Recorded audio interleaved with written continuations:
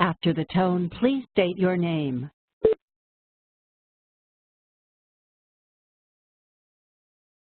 afternoon, everyone. Your line has been muted. National 303D and TMDL Webinar Series. My name is Jasper Hobbs with the New England Interstate Water Pollution Control Commission, and I'd like to welcome you to today's webinar on Stressor ID. Today we have two great speakers. First up will be Mary Becker from Connecticut Deep, and then Chad Larson from Washington Department of Ecology. Before we get going, just a few brief housekeeping items. So throughout the webinar, your phone lines should be on mute. Please also maybe take the extra precaution of muting yourself just in case. After each speaker, there will be a brief Q&A. Please send your questions through the chat function to myself, listed as NUIPIC moderator. There's also a Q&A box. Both work just fine. Following the second presentation, there will be a longer Q&A period for both speakers. To exit full screen, please hover your mouse over the top and hit return. Escape should also work. This webinar will be recorded and archived along with other webinars in our series at that link below. As someone who registered, you will receive the link and notice when that goes up. At the conclusion of the webinar, we'll have, there should be a survey that automatically pops up. Just please help us out. Tell us what you thought of the webinar, any future topics you'd like to hear, as well as any follow-up questions you may have for the speakers. As I mentioned, we have a full list of past webinars, presentations, recordings, and other informational handouts on our website. And without further ado, I will pass it on to Mary Becker.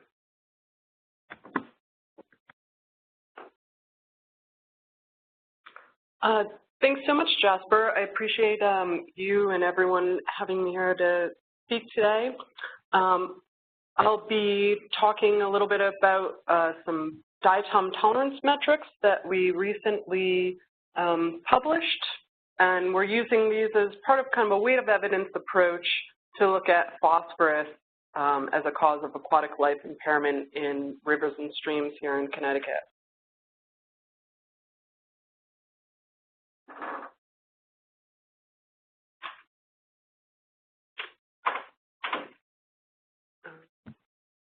Page up and page down to advanced slides. Yep, trying that. Hold on. There we go. We started looking at this problem because we, like a lot of other states across the nation, we have a lot of streams that we've impaired for aquatic life uses. But in Connecticut, 95% of those streams are listed as cause unknown. And also, like a lot of other states, there's been a significant interest in better managing phosphorus and be able to identify it as a cause of aquatic life impairment, because currently we don't have any streams that are listed as impaired for aquatic life uses due to phosphorus. So if you take a look at our Connecticut water quality criteria for nutrients, we have narrative criteria. And our narrative criteria for nutrients essentially says that the loading of nutrients should not exceed that which supports maintenance or attainment of designated uses. And for aquatic life, a water body is considered impaired for aquatic life when we're seeing major shifts in the ecological communities. We're currently focused on phosphorus specifically in streams. We've done some previous work looking at concentration-based thresholds. So we looked at phosphorus thresholds associated with diatom responses, and we kind of came up with 3 different groupings. So when we got higher than 0.065 to 0.082, we were losing most of our sensitive taxa, and we had tolerant taxa steeply increasing and reaching a maxima at that 0.82 concentration. And then in between the 0.04 and 0.065 milligrams per liter.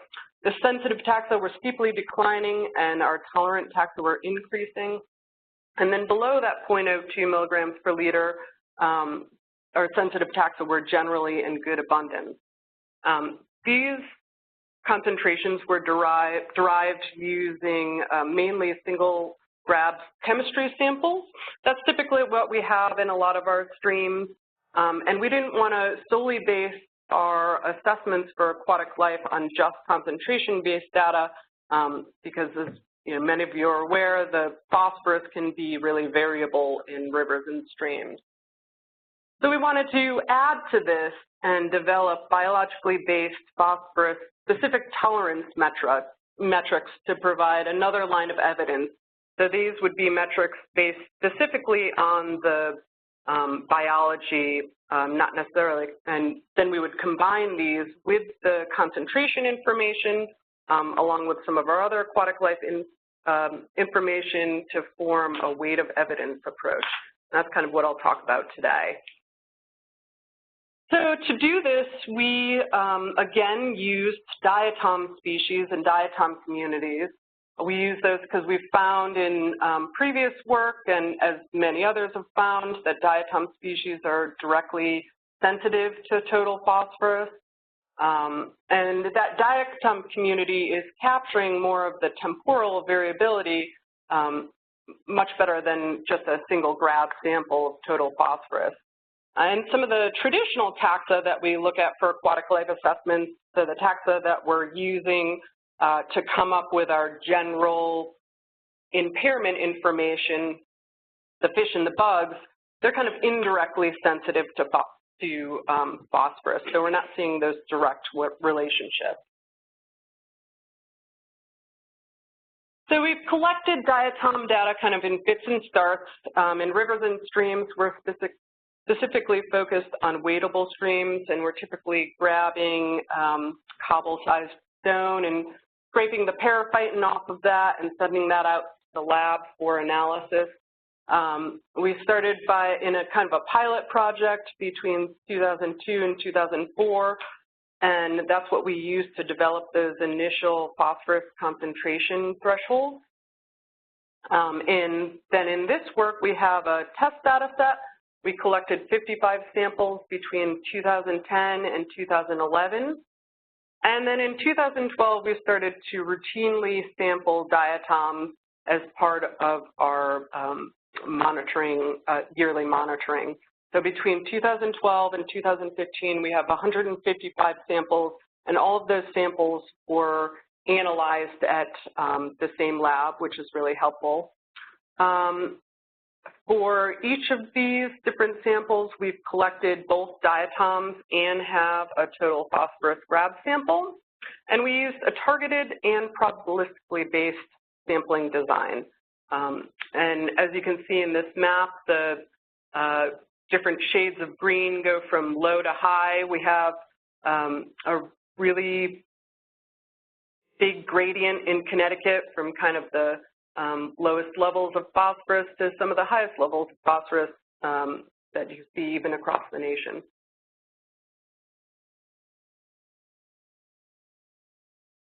So instead of coming up with specific phosphorus inferences, so inferring a specific concentration, we wanted to generally define each of our diatom species where we had enough information collected across the gradient into 3 different categories.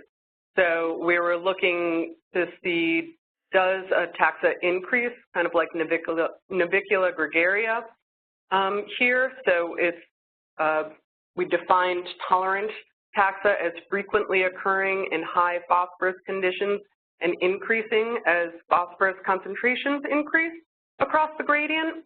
Then we had sensitive species, like some of our Eunotia species that frequently occur in low phosphorus conditions and then decline as phosphorus increases.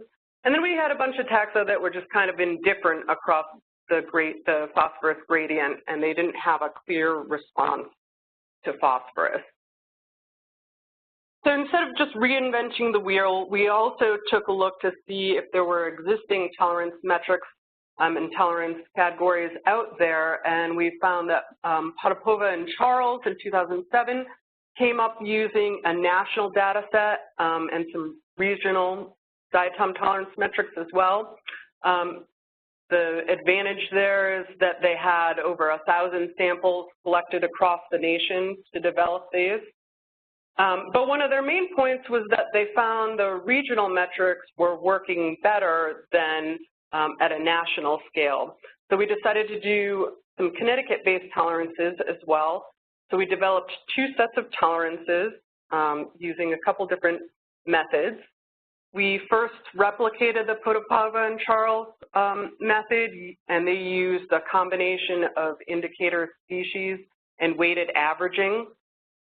And we used Connecticut-specific concentrations to define high and low from some of that previous work I showed earlier.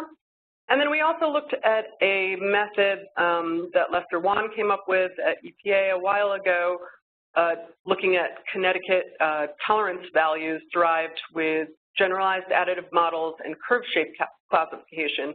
So again, with this approach, we're defining things, is the line increasing, is the line going down and decreasing? Those would be our sensitive taxa, or did we just have no response? So once we came up with tolerances for each of our different species, we combined those back into some relative abundance metrics. So we looked at the total relative abundance of TP-tolerant taxa and total relative abundance of TP-sensitive taxa at each of the different sites. And then in both our calibration and test data set, we examined the separation between the low and high phosphorus groups. So you can see in these box plots here, we're kind of looking to see how far apart the 2 different categories of low and high phosphorus concentrations are when we're putting those together in the metrics. So we defined low and high concentration groups using that 0.065 threshold from before, combining our tolerances into metrics and looking at that separation. And up here, we used something called a discrimination efficiency value, which ranged from 0 to 10, and that's kind of giving us an indication of that separation. So our values closer to 1 indicate a greater separation between the groups. And we also looked at correlations between phosphorus and our different metrics. And we found overall that the best performing metrics were using the Connecticut tolerance values derived with that generalized additive model with curve shape classification. So that approach produced, has 9 sensitive taxa that we were looking at and 25 tolerant taxa. We also wanted to make sure that our metrics were more specific to phosphorus than to other gradients that could be affecting the diatom species. So we looked in the literature, and gradients like chloride, pH, and temperature also affect diatom taxa. So we tested the phosphorus metrics against these different gradients to make sure our response was more specific to phosphorus than it was to these other gradients. And in all cases, in both our test and calibration data set, we found that the phosphorus metrics were most specific to phosphorus compared to chloride pH or temperature. The chloride metrics did have a similar response across the gradient, which isn't all that surprising because we typically see higher chloride levels in places where we're seeing higher phosphorus as well. So then we wanted to kind of put these metrics together to use as part of that weight of evidence approach. So we used linear support vector machines to predict. So it's just kind of a classifier that predicts the phosphorus class, high or low, based on using both of those metrics at the same time. And essentially, what this method does is it optimizes that separation. So similar to what we were looking at with the box plots, we're making sure that we're maximizing the distance between the two different classes. So on the left side of the line, we have kind of our inferred low phosphorus group, and then on our right side of the line, we have our inferred high phosphorus group. So again, we tested this in both our calibration data set and our test data set, and we were finding in both data sets that 92% of the time we were getting the correct classification. So it was working very well. So then the next step is to go back and combine this inferred diatom phosphorus tolerance classification with those concentration-based thresholds that we had looked at earlier on. So with our concentration-based threshold, we used that 0.04 milligrams where we were starting to see the sensitive taxa decline. And if we only had like 1 or 2 grab samples, then we might say that that somewhat supports impairment.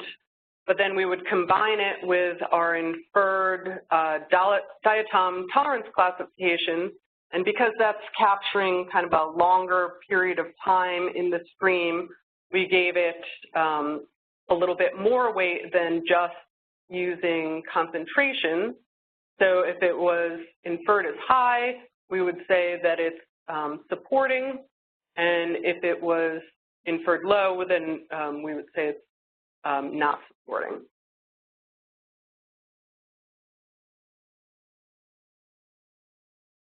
So then we are planning to take both the concentration information and the tolerance classifications and combine it with our overall aquatic life assessments that we use for using bugs or fish.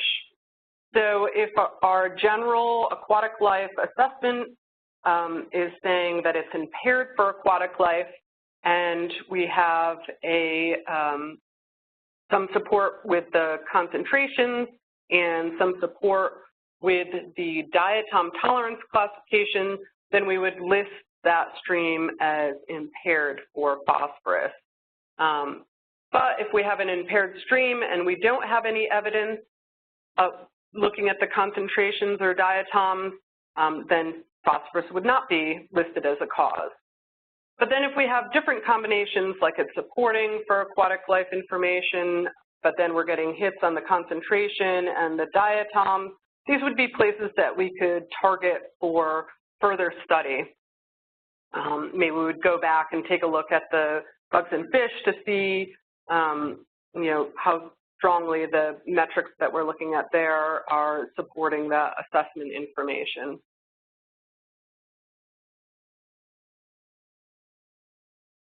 So these purple dots here are places that would kind of meet all of those criteria to support for phosphorus impairment. And as you can kind of see that they generally fall in these really dark green areas where we have high yields of phosphorus. So this approach seems to be working, but we're continuing to test it out and take a look at it.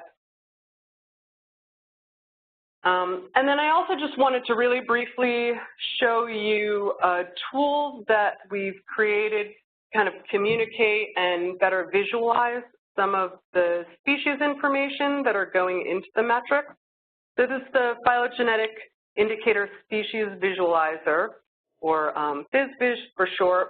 We applied it to our diatom metrics, so there's 9 sensitive taxa and 25 tolerant taxa. And this graph here is kind of giving you a lot of information. So it goes from, we have all of our different species, indicator species listed here, and it kind of goes backwards from species, genus, family, order, and class. We have the different tolerance categories indicated by color. So the green are our tolerant ones, The blue are our sensitive taxa. The relative abundance is indicated by line thickness. So the thicker the line, the higher relative abundance you have of a particular taxa. Presence and absence is listed, is noted by the lack of color. So if a color is not showing up for a taxa, it means it's not present at a site. And then the relative abundance is summed backwards. So as you go from species to class, the relative abundance is being summed, and the colors are blending to kind of give you an overall site classification based on the species that you're seeing there. And then there's also two different modes. So this is a web application that I will hopefully show you in a minute. We have a site similarity mode and a species across sites mode. So you can see by clicking on one end what sites are similar to the site that you're looking at. And then you can also look at the relative abundance across the state of a particular taxa to see where in the state it's occurring. So I'm going to get on this and try and share my screen.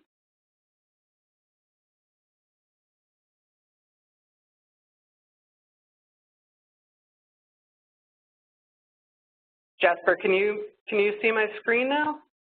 Yep. Okay, great. So one thing that we can do is kind of click on a site, and we can look from upstream to downstream on a particular river. So here we are on the Naugatuck River. We're kind of upstream in somewhat of the headwaters, and we see that we have a lot of sensitive species. Then we kind of move down the stream. We're getting into a slightly more urban area, but we're still getting some sensitive taxa mixed in with some of the tolerant taxa.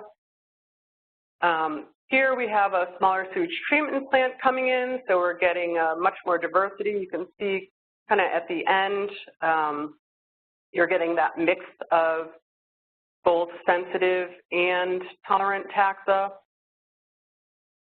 Then if we go down here, we're getting some of these big sewage treatment plants giving a big phosphorus load coming in. And then here we have another large sewage treatment plant coming in, so we're seeing those tolerant taxa just dominating at the site. Another thing that we can do is down at the bottom here, we have a timeline, so you can kind of scroll through and see how different years are affecting the different taxa, or if you have things going on at the sewage treatment plant, you could take a look and see how things are changing over time. Then we can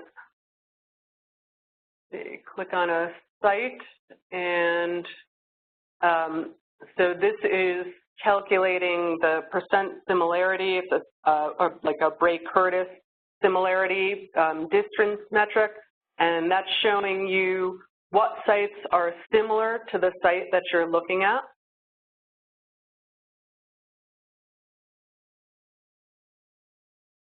And that information is also being kind of displayed down here. If you have multiple, if we go back to this one, if you have multiple samples, you're seeing the similarity across the time series, so what site in your time series are more similar.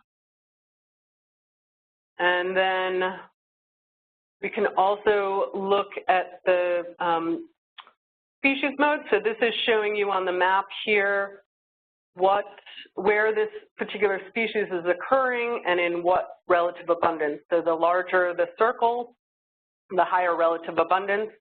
And then again, you can also look at this over time at a particular site. Let's see, go back here, go back to the presentation.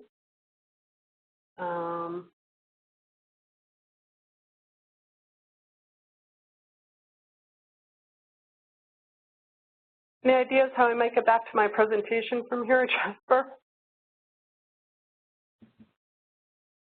I'll try taking control. Okay.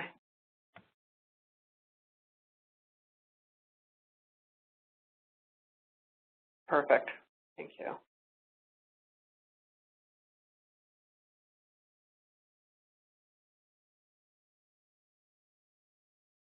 All right, all set. Okay, great.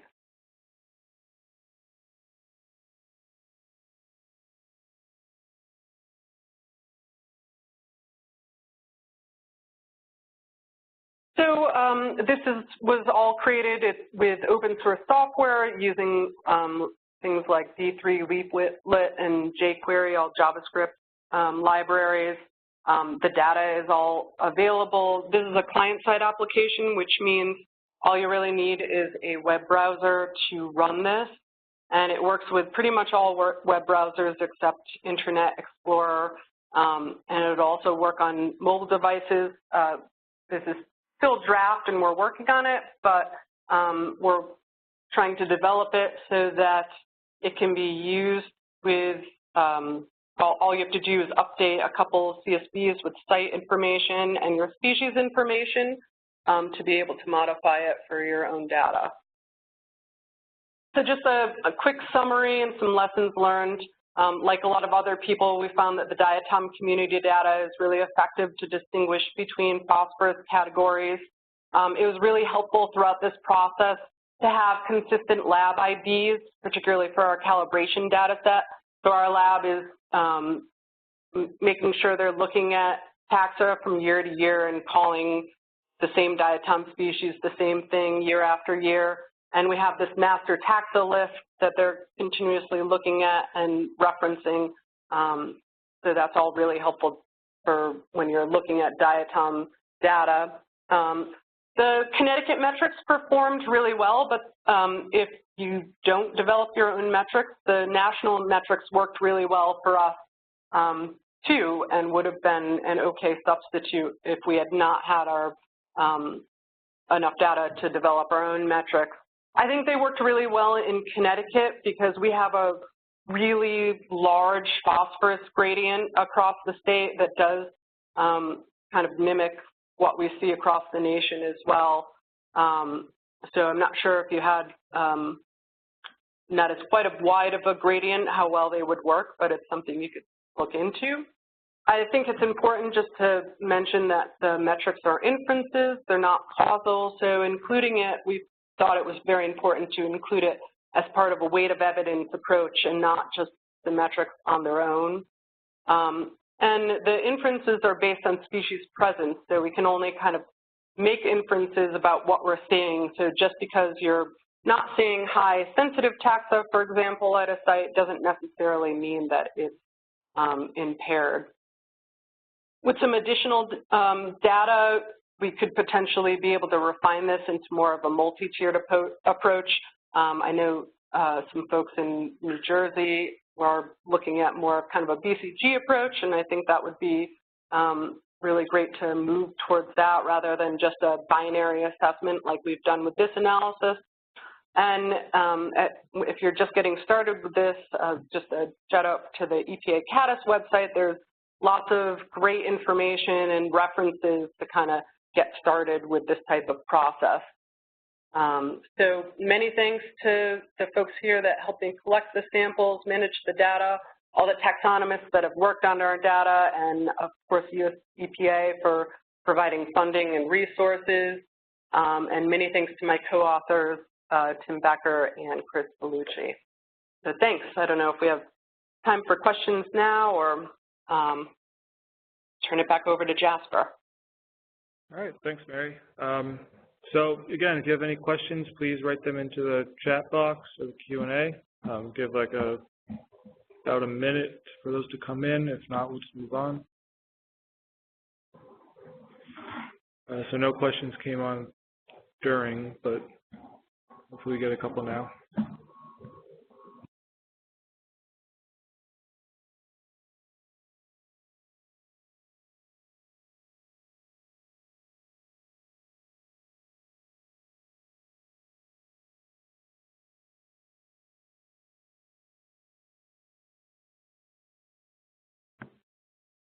All right, I'm not seeing any questions at this time, so move on to Chad's presentation, and there will be another chance for questions at the end.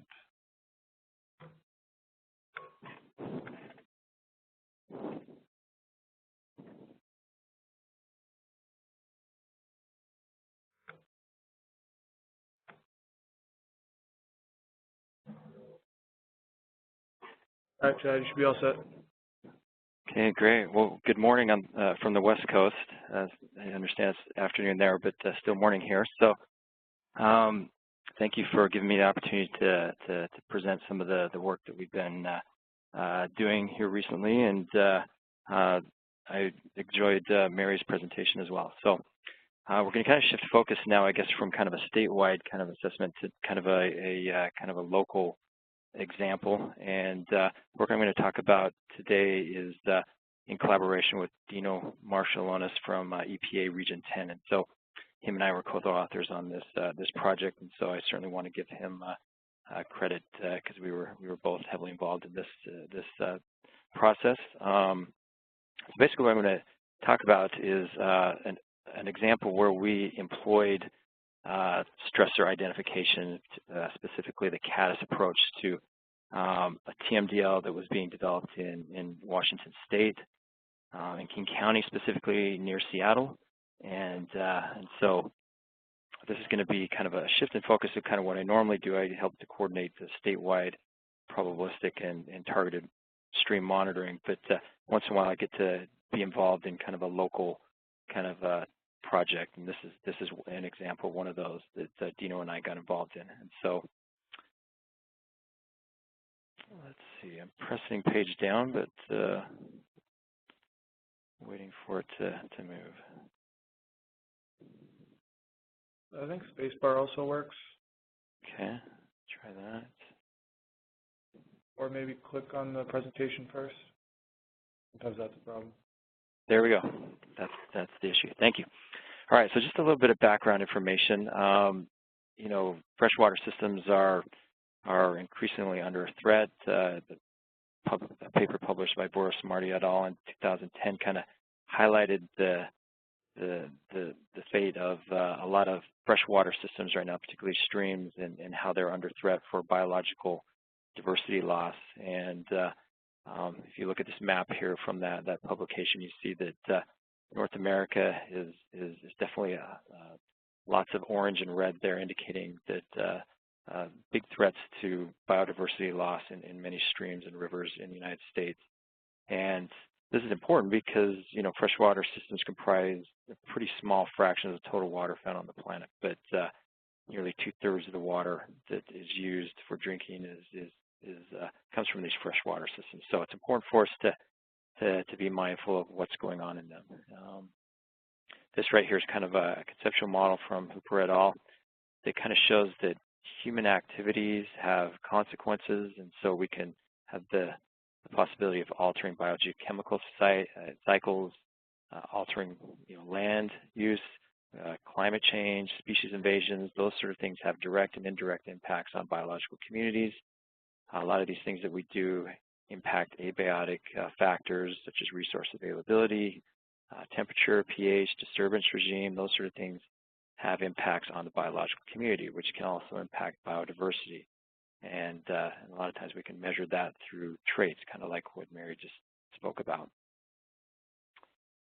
So what I'm going to talk about is an example where we use the Caddis approach, and Mary highlighted that in her talk, that which is basically the Causal Analysis Diagnosis Decision Information System, or Caddis is the acronym, which is basically a stressor guidance that was given by EPA for stressor identification.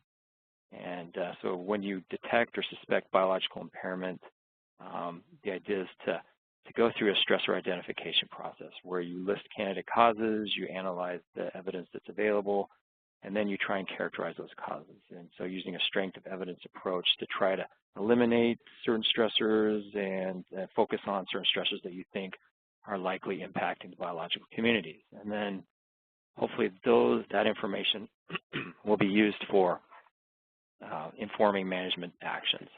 And then hopefully those management actions, once they implement sort of BMPs, will hopefully lead to biological condition restored or protected. At least that's the goal and the hope. And so this is an example in King County, Washington, near Seattle, where there was a TMDL developed for a region there. And this is a map here. So this is near Covington, Washington, which is just south of the city of Seattle. And I'm going to talk about a region here where there were 5 subbasins, and they're shown in different colors here. And we had 26 sites that had biological data. That ranged from anywhere from like 2 years worth of data to up to 12 to 14 years of data. And so this is an area where there was a fair amount of data that had been collected by King County. And there, in this particular area, there were 7 sites that are listed as Category 5 on the Stage 303D list for biological impairment. And so we're going to focus kind of on the data in this particular region. The idea is that there was a TMDL developed for temperature, pH, and DO in this region, but this is the first time that in Washington State where biological impairment was tried to be incorporated within the framework of the TMDL. And so, you know, this is the first attempt in Washington State to do that. We're a little bit behind in terms of incorporating biological assessment into TMDLs, but this is hopefully to be in line with the Clean Water Act, where we're supposed to focus on not only the physical and chemical parameters, but also biological. So the first thing that we wanted to do to follow this Caddis process was to come up with a conceptual model where, as we see up on top here, in gray, these are the human activities that are likely occurring in this region, such as riparian devegetation, water withdrawals, channel alteration, watershed land cover alteration, even mining and resource extraction. And then in yellow shows different effects that could be possible from these human activities, such as, you know, when we remove devegetation of the riparian vegetation, that can lead to increase in stream bank erosion and can lead to an increase in mobilization of bank and channel sediment, which then leads to an increase in overall fine sediment in green. So the squares in green show that the possible proximate stressors that are impacting the biological communities. So in blue at the very bottom, we see the BIBI, which is the benthic index of biotic integrity. So it's a multi-metric index that is incorporating the macroinvertebrates. And we see below that there are also some other macroinvertebrate metrics that are likely to be impacted by these activities, such as a decrease in taxa richness, EPT, so sensitive taxa, and other sort of things. So we a priori came up with a list of potential stressors, and the idea of the Caddis approach was to go through and use the available data that we had to be able to kind of go through this flow chart and be able to try and eliminate potential stressors when we had data to do that, and focus on those particular stressors that are likely having the most probable impact on the biological communities. So basically what we have here is, as I mentioned, we used the response variable, the BIBI, or the benthic index of biotic integrity. This is a multi-metric index composed of 10 individual metrics measuring different components of the biological communities themselves, the macroinvertebrates specifically. And what we have on the top left graph here is showing reference sites. We had some regional reference sites, targeted reference sites that we were collecting macroinvertebrate samples for. And then we had the data from the Seuss Basin. So we broke those into sites that were Category 5. So those are the Seuss impaired. And then we had the Seuss not impaired. And what we see is for the BIBI scores that on the y-axis, the BIBI scores at the reference sites were much higher than in the Seuss Basin.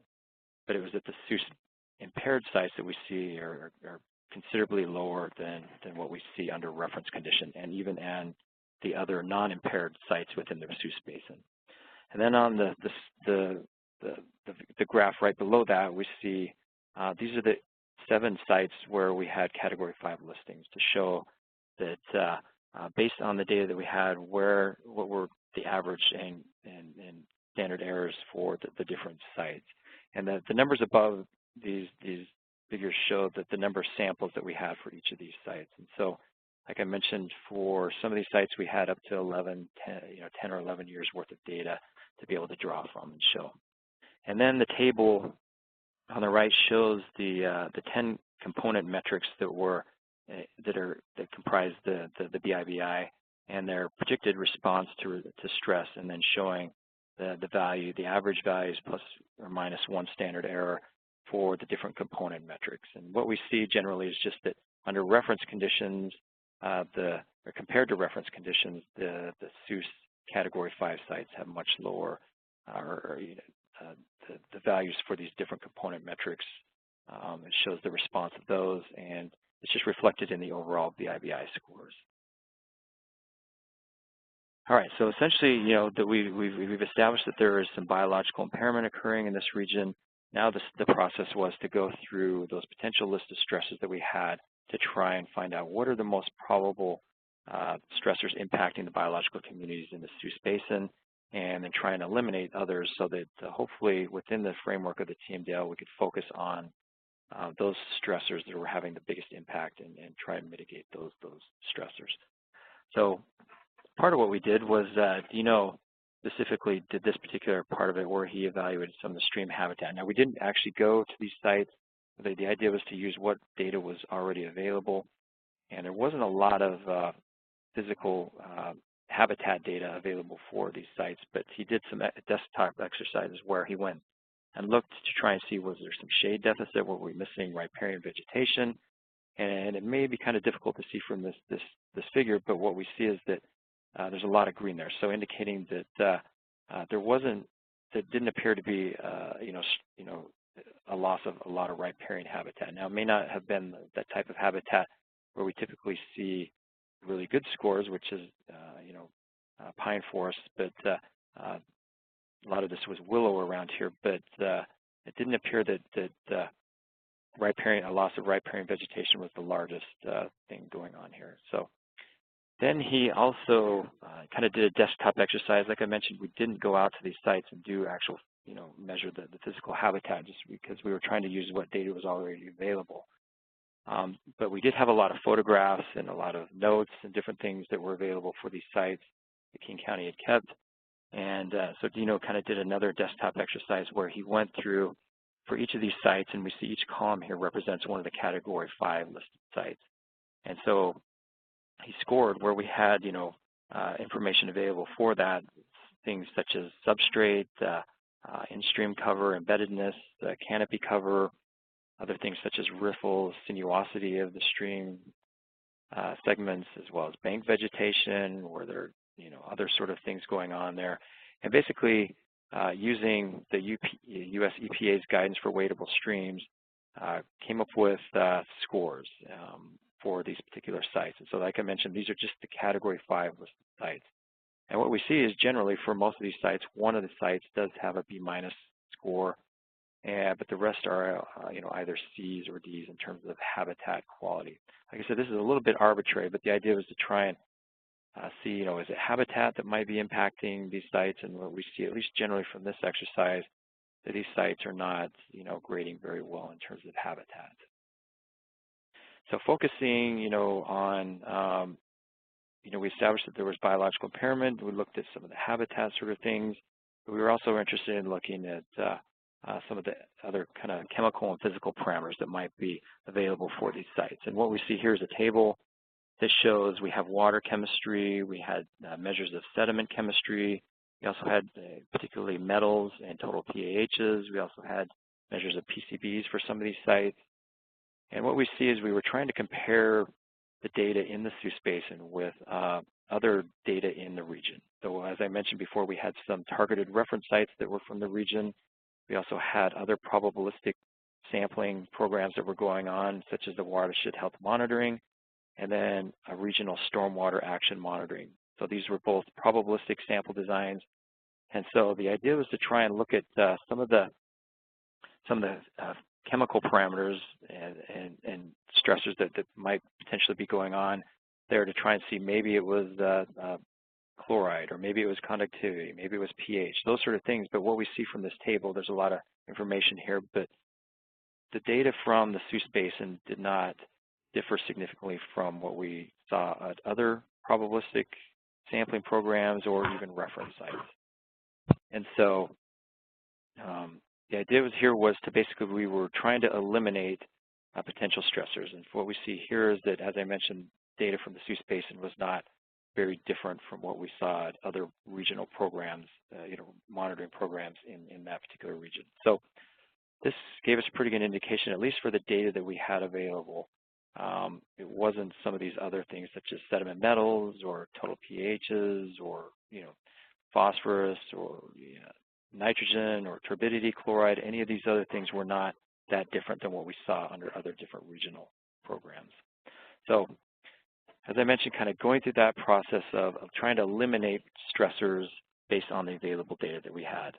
Now, fortunately for us in this particular situation, we had a lot of data that King County had gotten together in terms of flow metrics, and they made that available to us. And what we see here on the left was a PCA showing the different flow metrics that we had for the different sites in this particular region. And the dots in this PCA, the ones in red, are the sites where we had Category 5 listings. And then the black dots were all the other sites we had data available for. And the different arrows show the different flow metrics that we had that ranged from high pulse count to the RBI flashiness index. And so we had a range of different flow metrics available to us. And then the figure on the right shows this PCA axis 1 scores, and that first axis explains 61.7% of the variance. And then high pulse count. What we see here, this was just trying to establish that high pulse count was highly correlated with that first PCA axis. And so we chose to use high pulse count as the flow metric that we were interested in examining. Now, I'll also point out that some of the metrics that we looked at were also related to some of the biological data that we focused on. But I'm just going to limit my discussion here today just on high pulse count, because it was also a flow metric that's been used in the region as well. But what we see here is basically, I'll start with the figure on the top left. And so the idea here was to try and link biological response with high pulse count, or see if high pulse count was having an issue. So a priori, a lot of folks were saying that we have flow issues in this region because you have a lot of impervious cover, and that impervious cover leads to high pulse events that can definitely impact the biological communities. And what we see here, so at the top left figure, this was just high pulse count on the x-axis and BIBI scores on the y-axis. And the circles in red are, again, our Category 5 listed sites. And what we see is that there's a decent relationship with high pulse count and BIBI scores in isolation. And that explained about 59% of the variance in BIBI scores, high pulse count. But we also know that the impervious cover, as I mentioned, is partially contributing to that high pulse count. And so we wanted to be able to separate the impacts of high pulse count and impervious cover on BIBI scores. So we came up with a multiple regression where we incorporated high pulse count, impervious cover, and also watershed area into our multiple regression. And the multiple regression by itself explained a little over 70% of the variance. But what we have in the other figures next to the one on the left are what are called added variable plots. And so these are plots showing the response of the BIBI scores to the different independent variables in our multiple regression, given in isolation, well, not in isolation, but given the other variables in the model. So the one next to the high pulse count, I'll interpret that as basically high pulse count given the other variables in the model.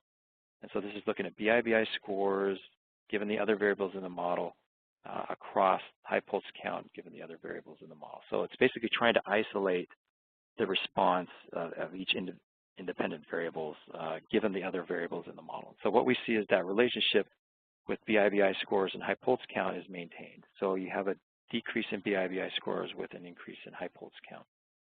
Okay, when we look at impervious cover, so the impact of impervious cover given the other variables in the model, we see that the slope is not greater than 0. And so And then we look at area as well. So area, given the other variables in the model, that BIVI scores decreased with watershed area. The idea here is that we were trying to separate the impacts of, or the effects of high pulse count and impervious cover, because we kept saying, how do you account for both of those things? And so we looked at the relative importance of the different variables in the multiple regression, and there are different metrics that you can look at to see the relative importance of the different variables in your multiple regression. And what we see in the figure on the right is that no matter which metric we used LMG as our preferred metric, we see that high pulse count had explained the highest relative importance, had the greatest relative importance for explaining BIVI scores.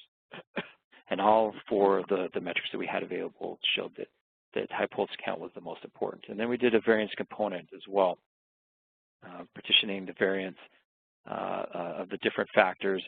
And so we have a Venn diagram here showing that in terms of trying to understand the explained variance of BIVI scores relative to high pulse count, impervious cover, and area, high pulse count had the greatest pure effect. So, 0.267 compared to impervious cover, which had very low pure effect. There was, a lot of covariance between the two, and then area also had some pure variance explained by that as well. So the idea being is that we were trying to establish that high pulse count was having the biggest impact on the macroinvertebrates relative to impervious cover and to watershed area. So in this case, we were able to establish that flow was definitely high pulse count specifically was impacting the BIVI scores. Okay, so then the next sort of step was, okay, well, if we have flow events that are impacting the macroinvertebrates, could that also be contributing to increases in elevated fine sediment? And what we see here is basically on the top left figure, we have a fine sediment biotic index. And this biotic index, we show that reference versus the non-impaired sites versus the impaired sites in the Seuss Basin. We see that the fine sediment biotic index scores were much lower in the Seuss Basin, specifically with the Category 5 sites. So this is telling us that we're losing our taxa that are sensitive to fine sediment deposition. And then if we look at the individual sites, we see that some of those sites had scores near zero, indicating they're a complete loss of taxa that are sensitive to fine sediment deposition. Okay, and then kind of building on that, the lower left panel, you see that the percent fines inferred. So this is using that the bioinfer package, R package that was developed by Lester Yuan, to kind of use the macroinvertebrate communities themselves to infer what our fines, percent fines are at a site given the composition of the community there. And this is specifically using EMAP West data. So that's we were able to take the macroinvertebrate community that we had there and infer what fines were at the sites. And what we see, this shows kind of the opposite trend. It's the same result as what we saw above, is that at reference sites, we have low percent sand fines, or percent fines. And then at our impaired Category 5 sites in the Seuss Basin, those are much higher. And then when we look at the individual sites themselves, some sites had very high levels of percent fines, some over 75%. So in this case, we've established that there's likely some flow issues that might be going on in the basin, as well as elevated fine sediment. So using the biological communities themselves to kind of infer what might be going on at these sites. Okay, and then we had, we examined a whole variety of different biological metrics, but I'll just highlight a few of those. One of those was the Hilton-Hop Biotic Index. So trying to see, do we have elevated organic pollution or low DO occurring at some of these sites? And what we saw is that, relative to reference sites, the Seuss sites were not that different from reference sites. And all these values, if you know anything about the Hilton-Hop Index, indicate that conditions are not indicative of high organic pollution or low DO. And what we see across the sites is something similar. All values were low enough to be considered either good or fair in terms of organic pollution and low DO. We also had another biological metric available to us, the metals tolerance index. And what we see is that, this is typically when you have high scores, that indicates elevated metal concentrations. What we saw here is that the sites in the Seuss Basin were actually lower than what we were even seeing under reference sites. And but all these values were low enough that it indicates that we, at least based on the macroinvertebrates and from the sediment data we had, there doesn't appear to be a metals issue in this basin. Okay, and as I also mentioned, that there was a temperature TMDL developed in this region, and so using the macroinvertebrates themselves, we wanted to see, do they indicate potential temperature issues? And so on the top left panel, we see the number of cold stenotherms in the different categories that we had. What we see is that in general, the Seuss Basin has a lot lower number of cold stenotherms than what we tend to see under reference condition. But the Category 5 sites not much lower than what we see generally in the Seuss Basin. And then across the different sites, we see not a lot of difference between some sites, but some sites had lower than others. But in general, just a lower number of cold stenotherm richness. But using the same bioinfer package, we were also able to infer temperature based on the macroinvertebrate assemblages that were there. And what we see generally is that the Category 5 sites and even the sites within the Seuss Basin in general were not that different from what we tend to see under reference condition, and most of those indicating at least inferred temperatures below 14 degrees Celsius. And if we look at the different sites, some of the Seuss Basin sites, even the Category 5 sites, had relatively low temperatures, inferred temperatures based on the macroinvertebrate communities. And I want to caveat this by saying that these were temperatures based on macroinvertebrate communities. This is not saying that there weren't temperature issues for salmonids, because there's returning salmonids that come to some of these streams, and they have been implicated as being under thermal stress in some of these places. But at least based on this data from the macroinvertebrates, doesn't appear to be elevated temperatures impacting the macroinvertebrate communities. So basically, going back to our conceptual model, we see that based on the available data that we had, we were able to eliminate at least, I want to caveat that with the data that we had, that doesn't appear to be an increased toxic pollutants in the Seuss Basin. There didn't also appear to be elevated nutrients or ions, cations. And dissolved oxygen didn't appear to be low, as well as elevated temperature. So we were able to kind of eliminate those as the most likely or most probable sets of stressors.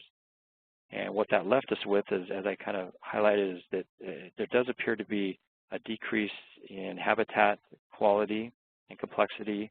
There also appears to be altered flows in the basin, as well as an increase in fine sediment. So going through the Caddis stressor identification process, we were able to use the available data that we had to eliminate certain stressors and then focus efforts on trying to reduce the impacts of the other stressors that we were able to focus on. And so just in summary, we used existing data to conduct a stressor identification employing the Caddis EPA process. This resulted in kind of the use of biological, chemical, and physical habitat metrics provide us a more holistic evaluation of what was going on in this region than just using just chemical or physical habitat metrics alone. Going through this process, we were able to eliminate several potential stressors as the most likely cause of biological impairment and focus on the ones that were most probable, which in this case was high pulse count, elevated fine sediment, and habitat degradation. And the hope is, as I mentioned, this is the first TMDL in Washington to incorporate biological assessment as part of the TMDL process. The hope was that by going through the stressor identification in this one region, the idea is hopefully to set that as kind of an example for other TMDLs to start incorporating biological assessment into the TMDL process. So, and with that, I'm finished. Thank you. Thanks, Chad. Any questions, just please send them through the chat. Give it a minute before we see what we get.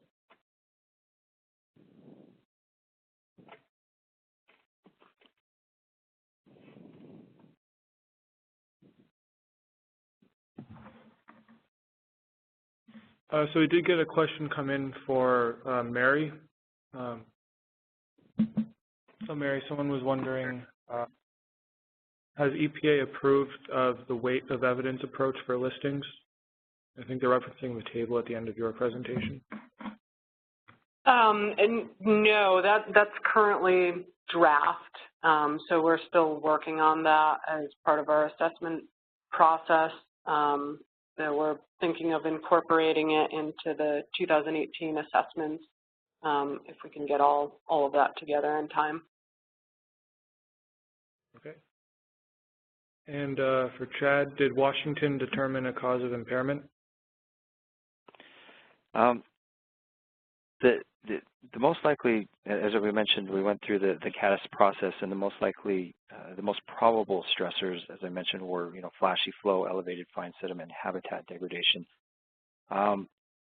See, ecology is a little bit different than I think most states, where I'm part of the environmental assessment program, and we're the science portion of it, and that's separate from the regulatory side of things. And fortunately for Dino and I, we were able to go through the stressor identification and then hand off this information to the TMDL leads and TMDL modelers. They're now left with having to come up with the process of designating what are the total maximum daily loads. And because sediment is considered a stressor, a pollutant, they decided to focus on elevated fine sediment as the pollutant to focus on. But while they're doing that, they're also putting in their recommendations for helping to fix the flashy flow and habitat. But yeah, like I said, we got kind of the easy part where we got to evaluate the data, look at, hand off these results to them, and now they have the difficult process of implementing that into the TMDL. But it's my understanding that they're focusing on that elevated fine sediment, as I mentioned, because that is a pollutant. Okay. Okay. And then how did you derive the HPC values, and was there like a reference for that? Yeah, like I said, we were lucky that we got that from King County. Some of the stormwater folks there in King County were great to work with us, and they had modeled, as I mentioned, all those flow metrics. And so they had those for each of the sites that we had. So I say that we benefited by having a fairly data-rich region to have this data. But I know there's folks at King County that do these things. Jeff Berkey and Curtis DeGasperi, they've got a few publications that kind of highlight these these flow metrics that they calculate, and I'd be happy to pass that information on if somebody's interested. I don't have them specifically right now, but like I said, King County. So if you look at I'm sure if you look on their website, they probably have some information on that. Okay, great. Any other questions? Last chance to send them in. There's also the exit survey where you can ask any follow-up questions as well.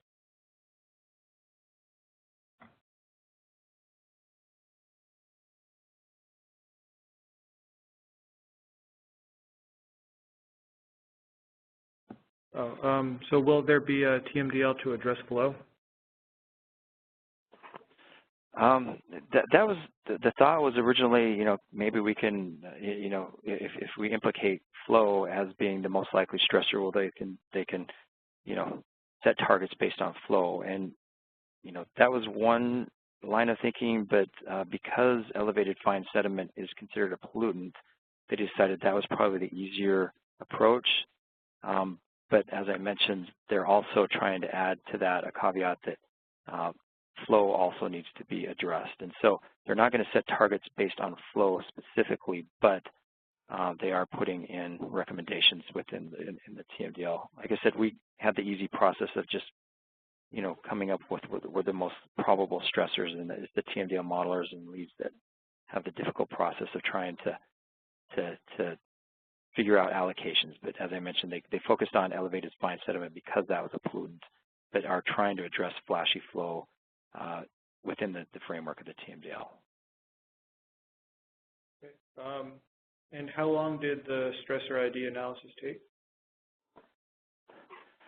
I mean, as most people probably know, getting together data is the most challenging part of it, because this one of the things I failed to mention was that we got data from a lot of different sources. We got several native tribes that were in the region that had data, different county and city data, as well as, as I mentioned, King County gave us a lot of data.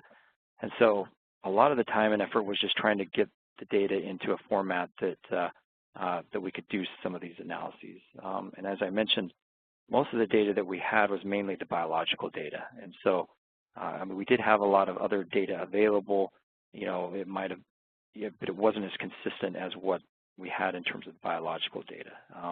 So a lot of the time and effort was just trying to get that data into a, a format and format it so that we could do the analysis. But once we actually got into it, I would say a couple weeks of pretty hardcore working on it, we were able to kind of go through that process.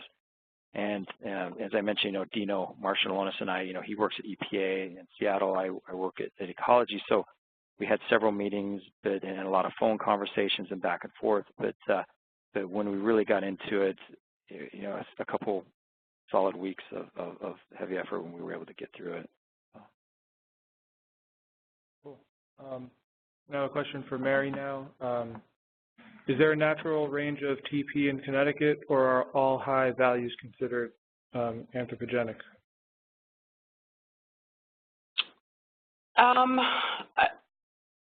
There is a natural range, but in general, the really high values that we were looking at tend to be anthropogenic. So there's a range, but it tends to be in the lower end, between the 0.01 and kind of 0.03 range, I would say. So yeah, the really high values are more anthropogenic based.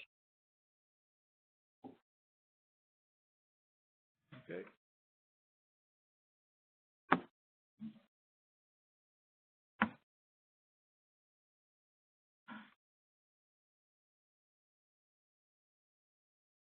Let's see. We got one more question just came in. Will there be any further work to identify what issues might be coming from habitat metrics? I'm assuming that was for me, or? I didn't say, but I would assume so, yeah. Okay. Like I said, we were using the data that we had available, and King County, to their credit, they had collected a lot of macroinvertebrate data, but hadn't done a lot of habitat data. So part of the TMDL will be now to have, future monitoring that will hopefully incorporate more habitat metrics to be able to, focus on, because as we mentioned, elevated fine sediment was an issue, and that's a big issue statewide as well, impacting biological communities. And so that's something that, we know if we track, hopefully, in the TMDL, as they track that and as they implement the different BMPs, hopefully that'll lead to a reduction in fine sediment and better habitat. But like I said, we were kind of limited on the habitat data that was available. But hopefully, as they incorporate that into the future monitoring within the TMDL, that they'll be able to kind of track that and follow that.